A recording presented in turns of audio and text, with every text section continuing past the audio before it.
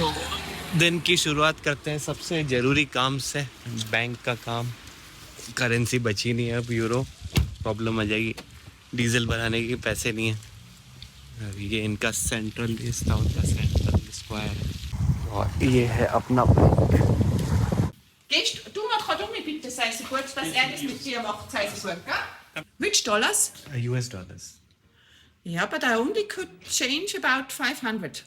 And I need your passport, please. Yes, I have passport. Yeah?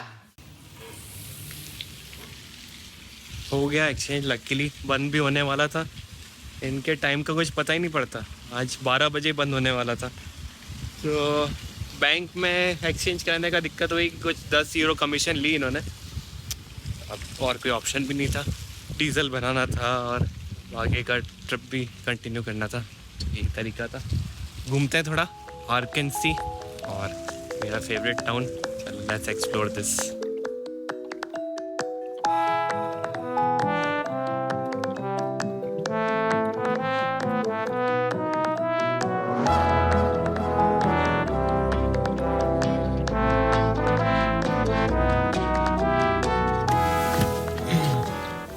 ये सामने जो cable car जा रही है, तो ये केबल कार ली थी हमने 2019 में। इससे ऊपर गए थे और ऊपर से पैराग्लाइड करते हुए नीचे आए थे।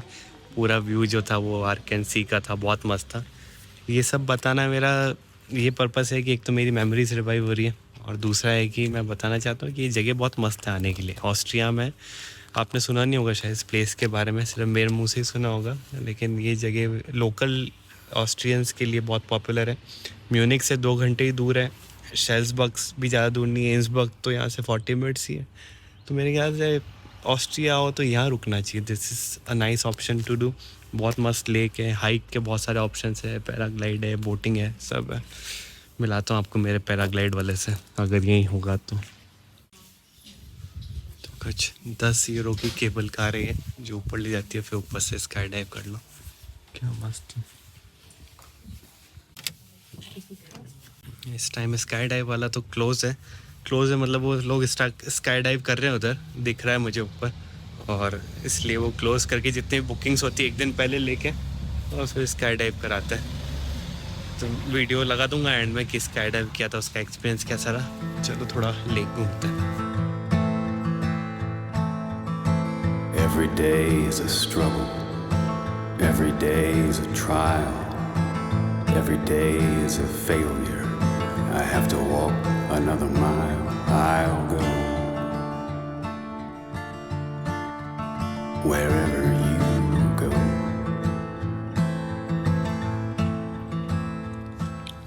छोटी सी हाइक है, लास्ट टाइम जो करी थी 2019 में वही वाली हाइक करता हूँ। थोड़ा सा आधे घंटे की हाइक है और उसके बाद प्लान है जर्मनी में एंटर होने का। यहाँ से जर्मनी का बॉर्डर 30-40 किलोमीटर ही है।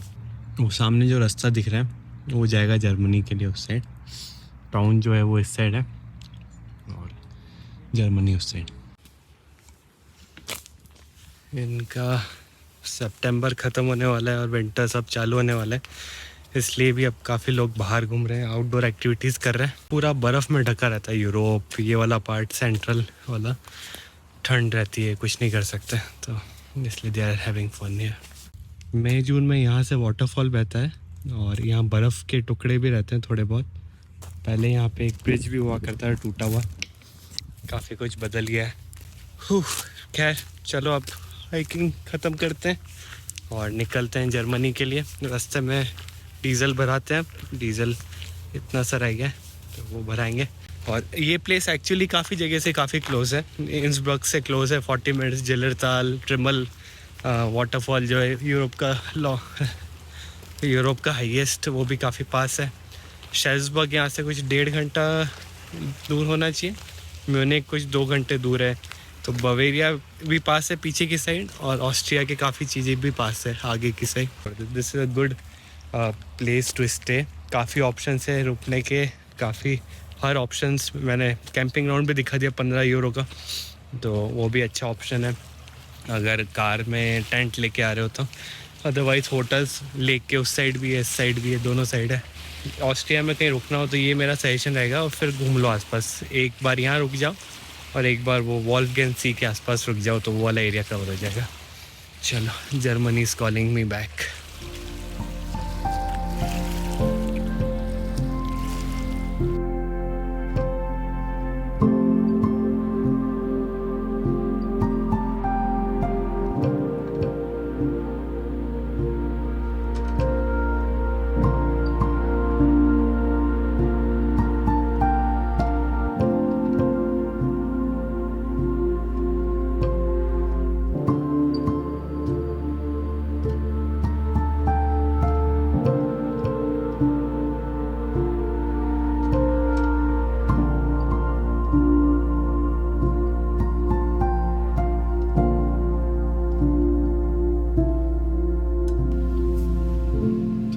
पेट्रोल पंप तो आ गया है, लेकिन महंगा है यहाँ पे। 2 यूरो, अब इसके आगे 2 यूरो से कम का नहीं मिलने वाला। भराना पड़ेगा 2 यूरो का ही, और फुल टैंक कराना पड़ेगा एक बार और फिर फाइनल जब गाड़ी देंगे म्यूनिक एयरपोर्ट पे, उस टाइम थोड़ा सा और भरा लेंगे। तो 90 यूरोस का आया, एग्जैक्ट 45 लीटर्स ही आया। और भी 3-4 लीटर आ सकता था, लेकिन भराया नहीं। तो अब इससे सस्ता अब आगे नहीं मिलेगा। जर्मनी में भी यही 2 यूरो पर लीटर वाली रेट है। और अभी जाके वो लेक ख़त्म हुआ है, अर्केन्सी, बहुत बड़ा लेक था, अभी ख़त्म हुआ है। और यहाँ से कुछ 20 किलोमीटर आगे ही बॉर्डर चालू हो जाएगा जर्मनी का। और उसके आगे, उसके 20 किलोमीटर आगे मेरा एक लेक है जो मैंने मार्क किया हुआ है, वहाँ जा रहा हूँ। तो चलते हैं अब कॉफ़ी पी के। और कुछ इस तरह जर्मनी में एंट्री ले ली है। ऑस्ट्रिया पीछे रह गया। बहुत मस्त रूट है ये वाला भी, अर्केन्सी से म्यूनिक वाला भी। हाईवे वाईवे नहीं है, बट रूट अच्छा है।